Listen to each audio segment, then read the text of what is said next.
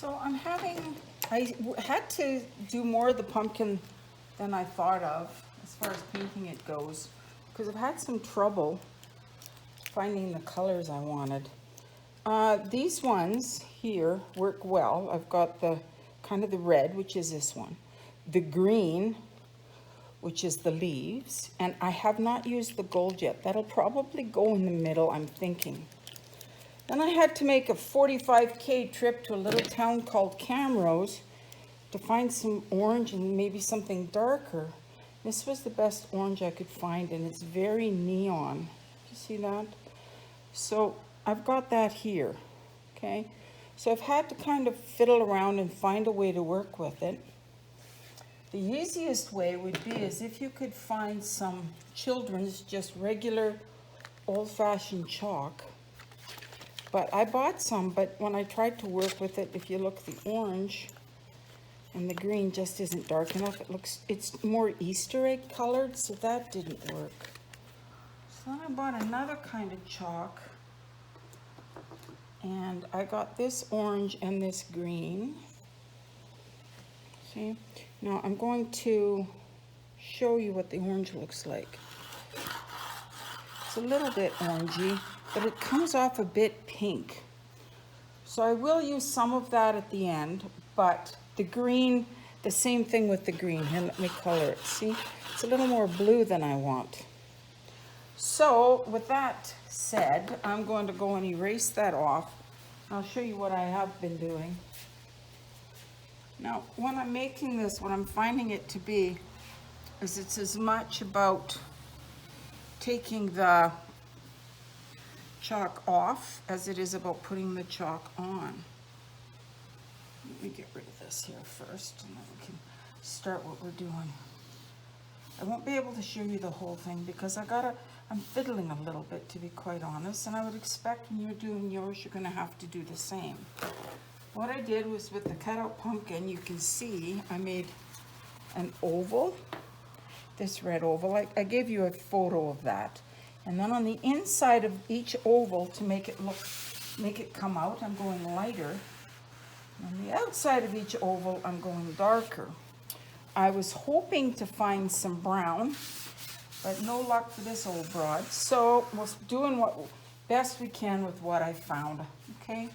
So let me go back, I'll show you the orange on this one over here. So let me come back over here. Okay. So now I'm going to do the orange on the inside of that one. Just drawing along.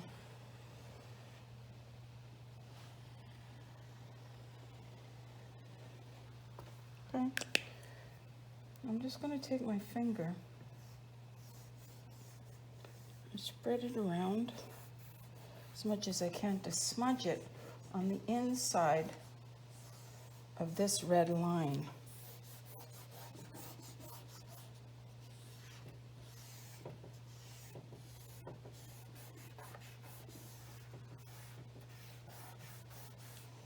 Now, the other thing is these pans do not flow evenly.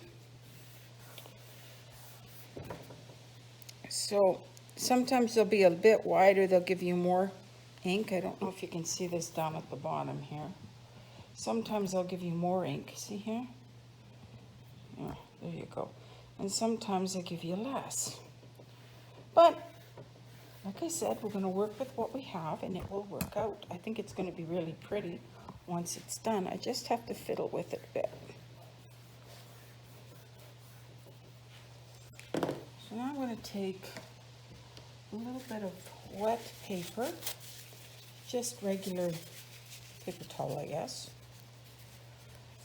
And I'm going to work with this paint here, the paint down here. I'm going to take more of it off. See what that does though? It kind of brightens it up a little bit. Gets rid of some of the wideness. Now I'm going to empty it up here.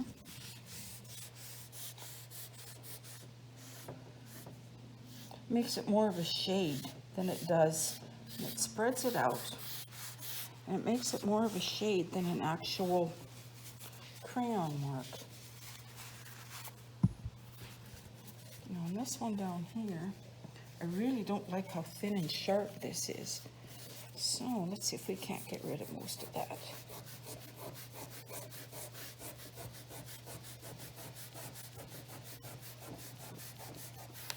I'm kind of using my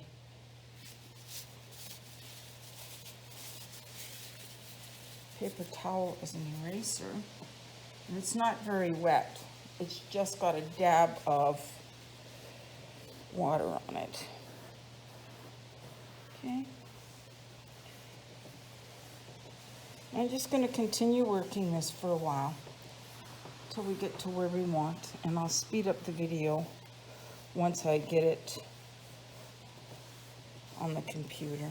Okay.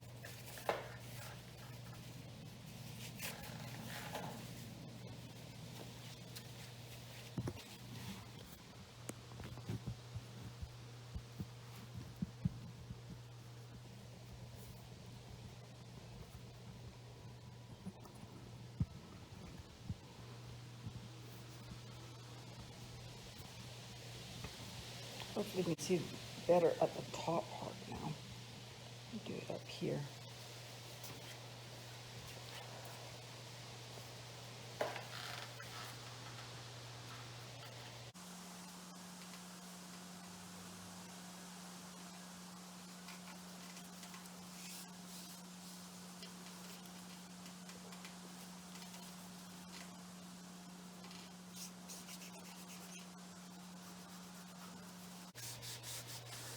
Water will take this 100% off on the chalkboard, which is really handy.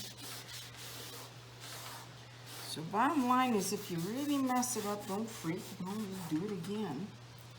But it's also really kind of cool that once you do it, it's not permanent. You can always lift a part of it, all of it. Now, if you look in here, it's a bit of a smudge in here. I don't like that. So I'm going to take a Q-tip and I'm going to clean it out.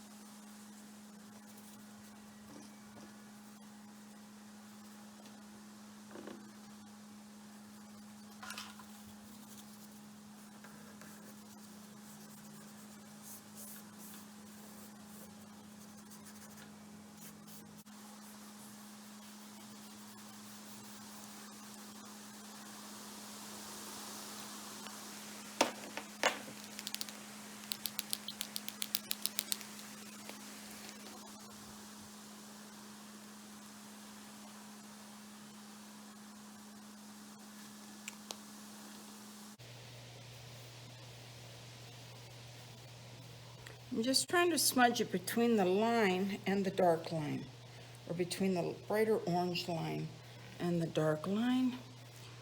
If it goes inside like this piece here, later on I'll go back and have to clean it up, because I'm just trying to make this look like part of the red or the darker orangey brown color.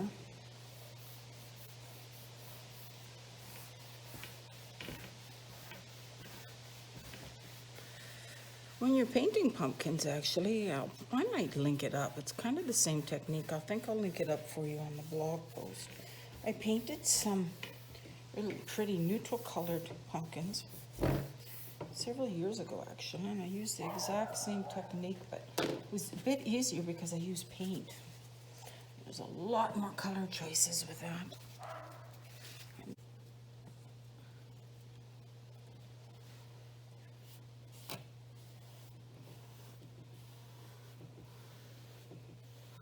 Absolutely beautiful day here today. I'm sitting out in Hubs's porch, and it's beautiful. It's about 30 degrees, which in American 30 degrees Celsius, it's about 80, I guess, which for where we live is phenomenal. And I'm enjoying every minute of it. It's the first day of September when I'm doing this.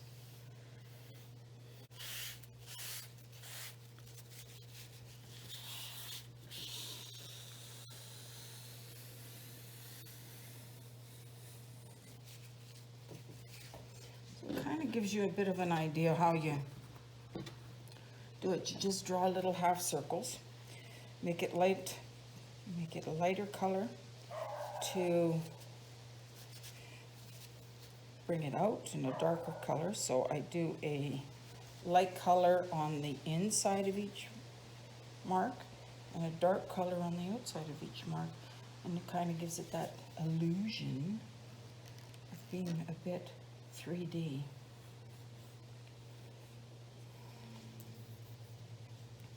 I'm going to go back over here. Let me do this one just up to here.